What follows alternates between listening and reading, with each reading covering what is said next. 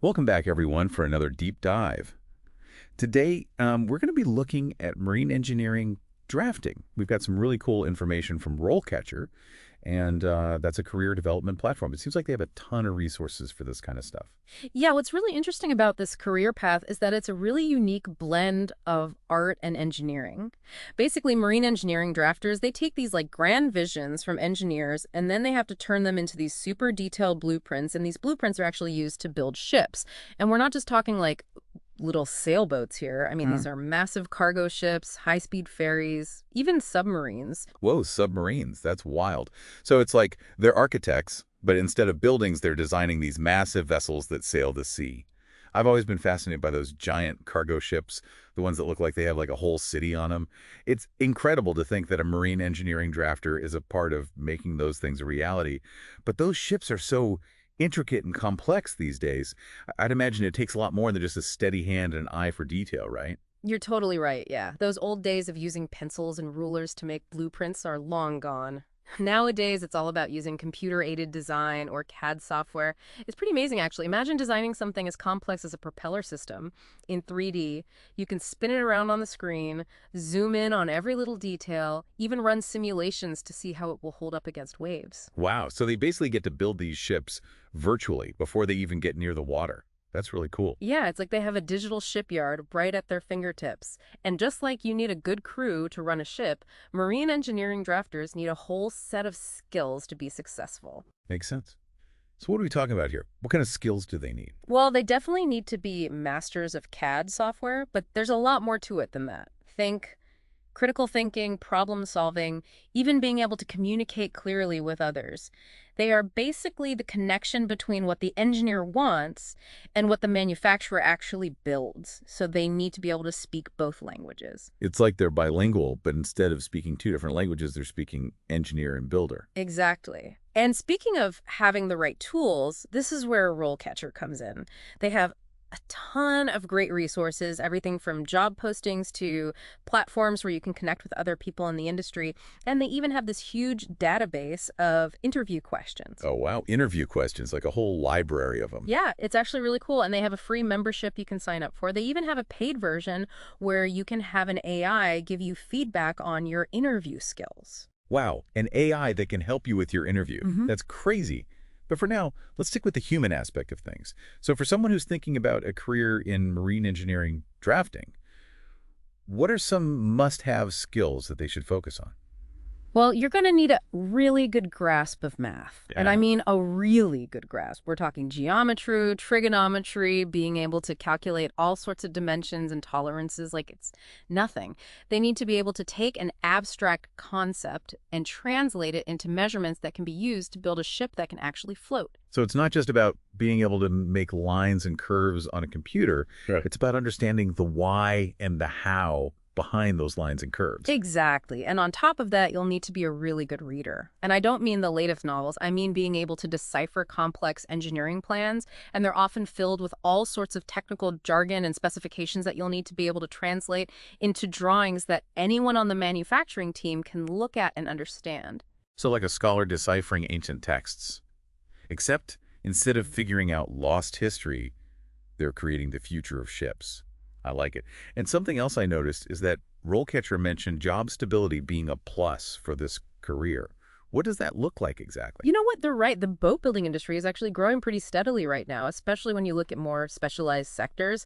Think about things like eco-friendly yachts, electric ferries, and even those autonomous research vessels. Autonomous research vessels, like self-sailing science labs. Yep, exactly. And they all require marine engineering drafters to design them, which is why skilled drafters are in such high demand right now. That's awesome. That's great news for anyone who might be considering this as a career. Now, I know we talked about a few different skills that are important for this job, but RoleCatcher also highlighted some interesting certifications that can really give you a leg up. Any in particular that stood out to you? Well, the Certified Marine Drafter Certification, or CMD, is really the gold standard for anyone looking to get into this field. It lets employers know that you're not just messing around, that you really know your stuff when it comes to marine design. Well, so it's like the difference between sailing a little dinghy around a lake and captaining a huge ship across the ocean. Pretty much. It shows you've got the knowledge and the experience to navigate the complexities of the field. So yeah, the CMD is like the captain's hat of marine engineering drafting. Yeah. What about other certifications, though? Yeah. Any others that you think are worth looking into? Oh, for sure. Just like a captain needs to know their ship inside and out, a good marine engineering drafter needs to be up to date on the latest software. Right, right. That's where certifications like the Certified SolidWorks Professional, that's the CSWP, and the Certified AutoCAD Professional, those are really valuable. So it's not enough to just have the tools. You need to know how to use them like an expert. Speaking of tools, let's talk career progression. Where can this career path take you? Like, what's the trajectory look like? Well, you'd probably start as like an entry-level drafter, working on small parts of a much larger project. Kind of like an apprenticeship almost, right? Yeah, exactly, like an apprenticeship. You might be doing detailed drawings for like, I don't know, a yacht's electrical system, or maybe figuring out the design for the ballast tanks on a cargo ship, something like that.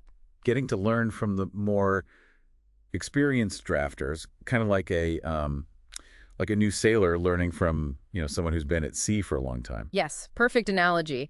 And then as you get more experience, you could move into more senior drafting roles. That means you'd be taking on more responsibility, eventually maybe even leading a team on big projects. So you could go from designing ballast tanks to being in charge of designing like a whole fleet of high-speed ferries. Exactly. Or even like a super yacht for some tech billionaire, who knows? No, that's what I'm talking about. Okay, so there's definitely room to climb the ladder in this career. But what about other options? What if someone wants to forge their own path, so to speak? Well, you could always choose to specialize in something. Oh, interesting. Yeah, you could become like the engine whisperer. You become the person everyone goes to when they need something designed for a marine propulsion system. Or the electronics guru who designs all the radars and navigation systems and all that. Exactly. You become the go-to expert for that one very specific thing. That's a cool option to have. But let's face it, we all know the job market can be brutal.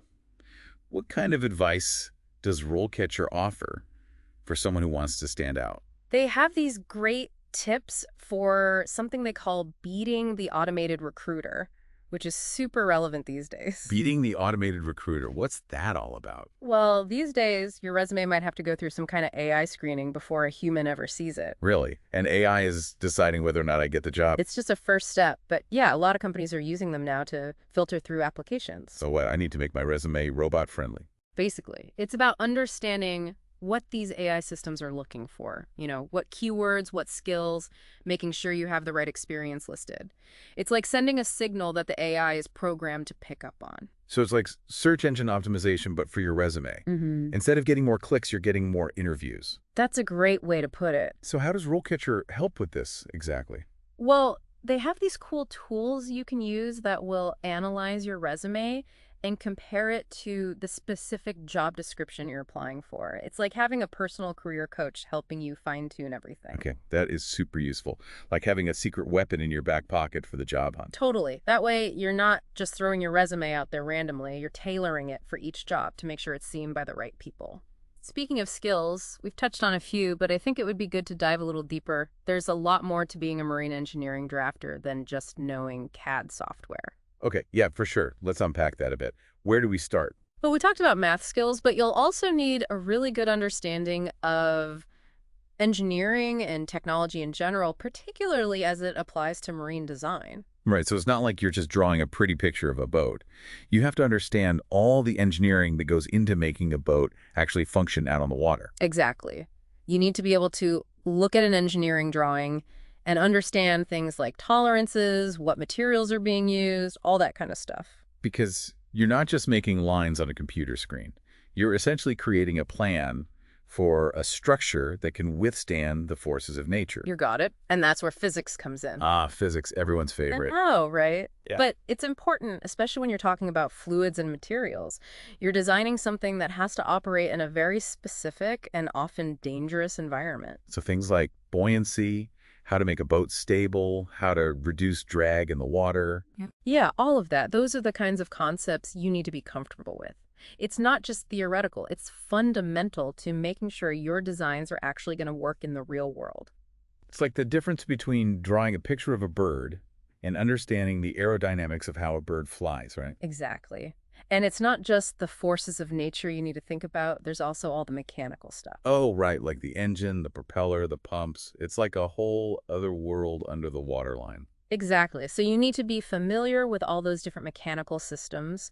You need to know how they work both individually and how they work together. So you're not just drawing the outside of the boat, you're drawing the inside too, like you're giving people a glimpse into the guts of the ship. That's a good way to put it. Do you have to Yeah, know a lot about the actual building process too, like all the different techniques and stuff? that's a good question. I mean, you won't be the one out there welding and riveting things together, but it definitely helps to have a basic understanding of how those processes work. Yeah, that makes sense. If you're the one designing something, it helps to know what's possible and what's not, right? What are the limitations of the materials and tools and all of that? You're exactly right. The more you understand about the manufacturing side of things, the more practical your designs will be. It all comes back to making sure what you're putting down on paper or on a computer screen, I guess, can actually be built. Okay, so we've talked about math and physics and engineering and manufacturing. I think it's safe to say you need to be pretty brainy to be a marine engineering drafter. But what about other skills? I feel like we haven't talked as much about things like communication and stuff like that. You're right. Those soft skills, as they're often called, are just as important as the technical skills. Skills, hard skills, whatever happened to just skills. Right. But anyway, yeah, communication is a big one. I bet. You're the link between the engineers who come up with these crazy ideas and the people who actually have to build them. Okay, so you need to be able to speak engineer and you need to be able to speak builder.